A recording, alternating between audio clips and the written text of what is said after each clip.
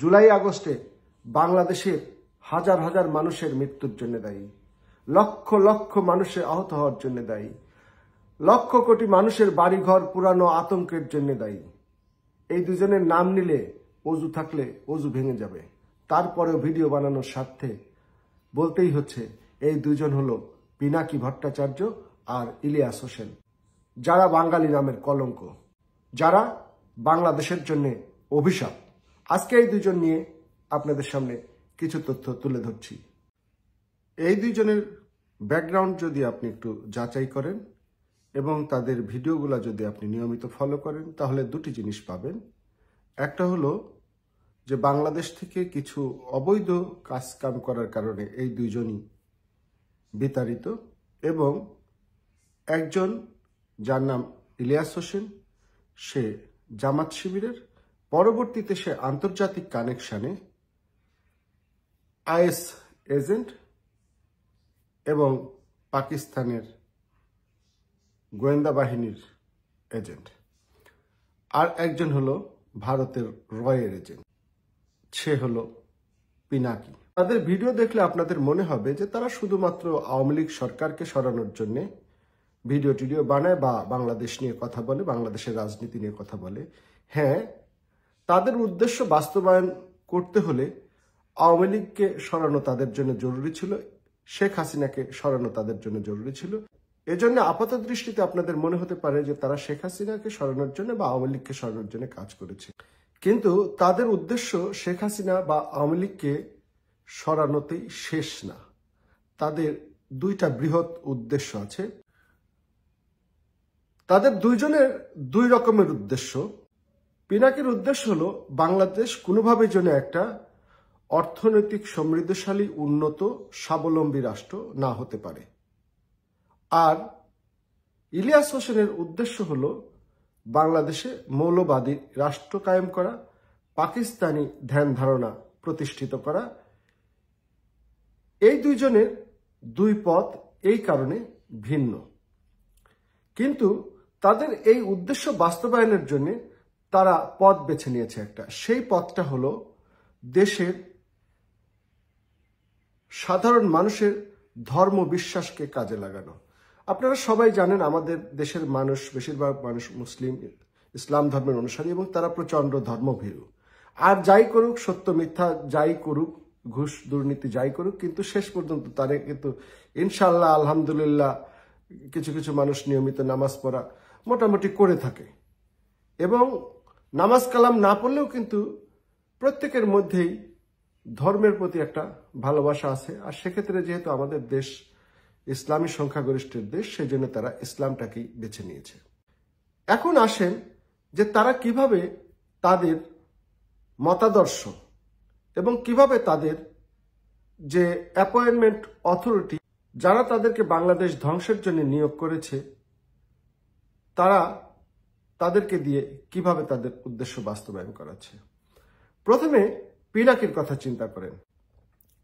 পিনাকি একজন হিন্দু ধর্মের মানুষ, কিন্তু তার বক্তব্য যদি আপনি শোনেন, তার ভিডিও যদি আপনি দেখেন, তাহলে তাকে মনে হবে যে আল্লাহর ওলি পয়গম্বর এবং সে পীর মুশরিক জাতীয় কেউ, বা ইসলামের বড় বড় স্কলারদের চেয়েও ইসলামের প্রতি তার মমতা, দরদ অনেক বেশি। এখানে পিনাকি যেই ফর্মুলাটা অ্যাপ্লাই করেছে, সে যদি শুধুমাত্র আওয়ামী লীগের বিরোধিতা করে, তাহলে খুব বেশি মানুষ তার এই বক্তব্যে সাড়া দেবে না, কারণ আওয়ামী লীগের লোক তার কথা বিশ্বাস করবে না। কিন্তু সে দুইটার সংমিশ্রণ করেছে, ইসলাম এবং আওয়ামী লীগ। সে যখন ইসলাম নিয়ে কথা বলে, তার মাথায় এটা থাকে যে আওয়ামী লীগের যত সমর্থক আছে, কর্মী আছে, তাদের মোটামুটি অধিকাংশ লোক ইসলাম ধর্ম অনুসারী। এই কারণে ইসলামীয় অনুভূতির বিষয় নিয়ে যদি আলোচনা করা যায়, তাহলে তার ভিডিওগুলা মার্কেট পাবে, বাংলাদেশের বেশিরভাগ মানুষ দেখবে।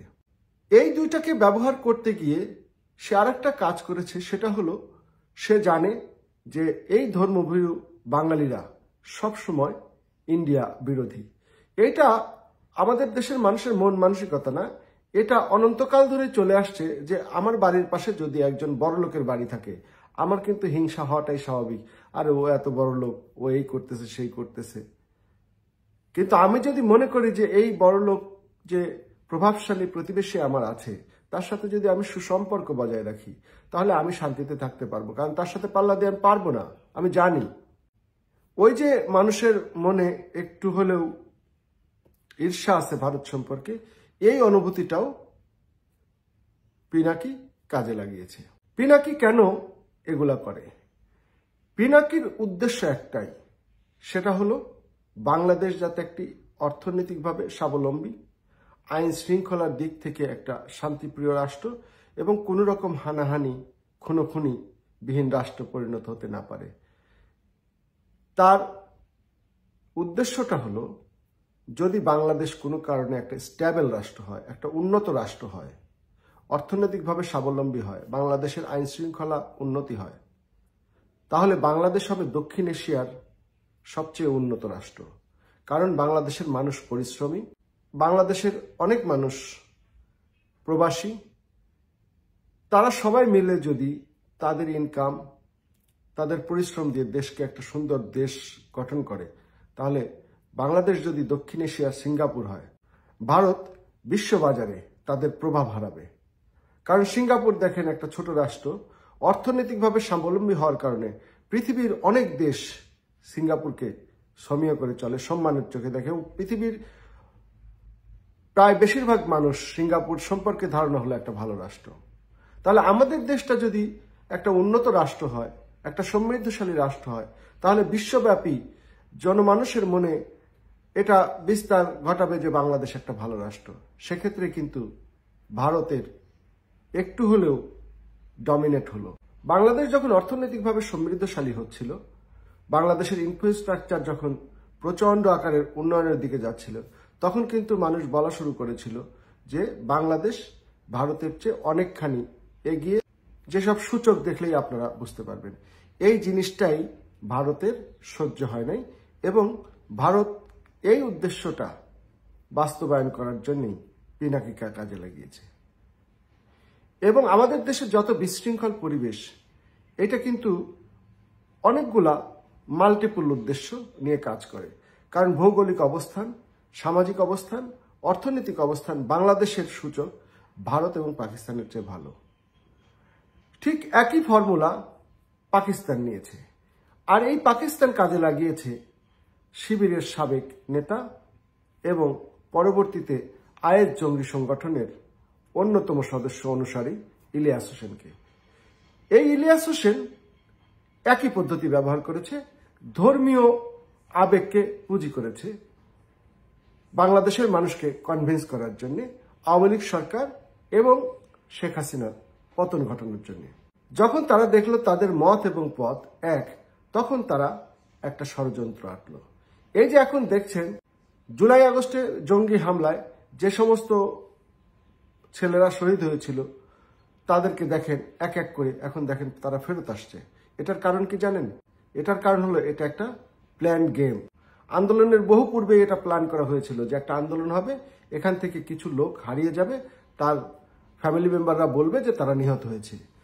এই শহীদদের ফ্যামিলি মেম্বার এই শহীদ নামের কলঙ্ক যারা আজরাইলের হাত থেকে ফিরে আসতে বলছে, এবং এই পিনাকি এবং এই ইলিয়াস এই সমস্ত কারসাজির সাথে জড়িত। কেন আজকে পিনাকি আর ইলিয়াস নিজেদের মধ্যে কামড়াকামড়ি করছে?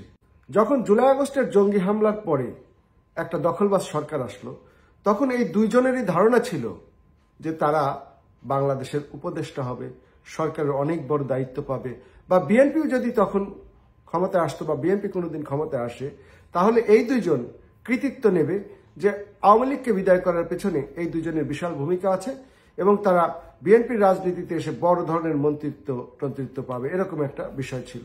কিন্তু বাস্তবে তা ঘটে নাই। পিনাকিও উপদেষ্টা হতে পারেনি, ইলিয়াস হোসেনও উপদেষ্টা হতে পারেনি।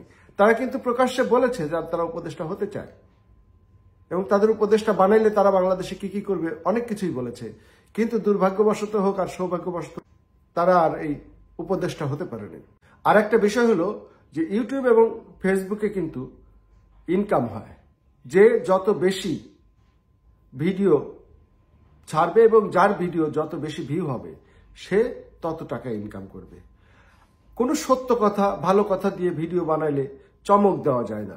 একটা মিথ্যা সত্য প্ল্যান, ষড়যন্ত্র, এর চরিত্র, ওর চরিত্র, ওই ঘটনা, সেই ঘটনা, বিভিন্ন রকম সত্য মিথ্যার মিশ্রণ বানিয়ে যদি ভিডিও বানায় পাবলিককে দেওয়া যায়, তাহলে দেখা যায় যে কেউ এটা বিশ্বাস করে, কেউ এটা অবিশ্বাস করে, কেউ সমালোচনা করে, অর্থাৎ ভিডিওর ভিউ বাড়ে, এতে করে তাদের ইনকাম বাড়ে।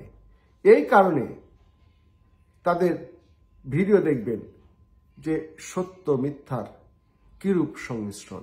এরকম সত্য মিথ্যার সংমিশ্রণে ভিডিও বানায় তারা শুধুমাত্র টাকা ইনকামের পথ দেখেছে, কিন্তু তাদের এই টাকা ইনকামের জন্য, তাদের এই বিদেশি প্রভুত্বের জন্য, তাদের এই পাকিস্তানমুখিতার কারণে, তাদের এই ভারতমুখিতার কারণে আজকে বাংলাদেশ বলির পাঠা হয়েছে, বাংলাদেশটা আজকে ধ্বংস হয়েছে। এবং এই দুইজন বাংলাদেশ ধ্বংসের জন্য সবচেয়ে বড় কারিগর। তারা উস্কে দিয়েছে সাধারণ জনগণকে, তারা ব্যবহার করেছে সাধারণ জনগণের ধর্মীয় আবেগকে, এবং সাধারণ জনগণের আবেগকে কাজে লাগিয়েছে তারা শুধুমাত্র বিদেশি এজেন্ডা, শত্রু এজেন্ডা বাস্তবায়নের জন্য, ইউটিউব ফেসবুক থেকে টাকা কামানোর জন্য।